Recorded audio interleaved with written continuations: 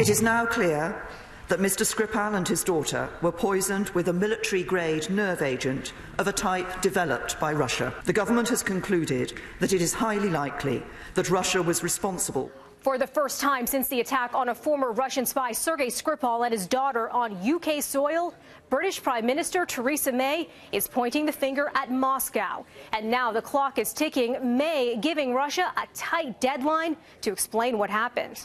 Either this was a direct act by the Russian state against our country, or the Russian government lost control of its potentially catastrophically damaging nerve agent and allowed it to get into the hands of others. The Russian ambassador to the UK being told to answer up by the end of tomorrow. That this action amounts to an unlawful use of force by the Russian state against the United Kingdom. The Kremlin has repeatedly denied it was behind the attack on Skripal and his daughter. Both remain in hospital in critical condition, just over a week after they were found slumped over on a bench outside a shopping mall. Yesterday, health officials advised anyone who visited a Salisbury restaurant and pub where traces of the nerve agent were found to wash their clothing and to wipe down items like cell phones. Some people are concerned that prolonged long-term exposure to these substances may, over weeks and particularly months, give rise to health problems. But some locals are raising concerns over how long it took for health warnings to be issued. It's inexcusable in some ways.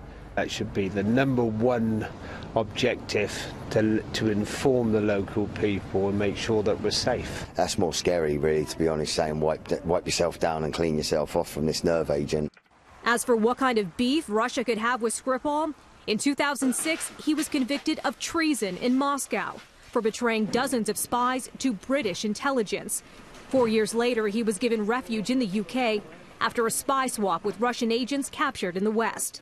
And the Salisbury case has drawn comparisons to a similar attack in London in 2006, when former KGB agent Alexander Litvinenko died after drinking tea laced with radioactive polonium. A British inquiry found that Russian President Vladimir Putin probably ordered that hit. So, how will the UK respond? After the attack on Litvinenko, May says the British government did a number of things. They expelled Russian diplomats, suspended security cooperation with Moscow, and more. Already, British officials are signaling they will act robustly.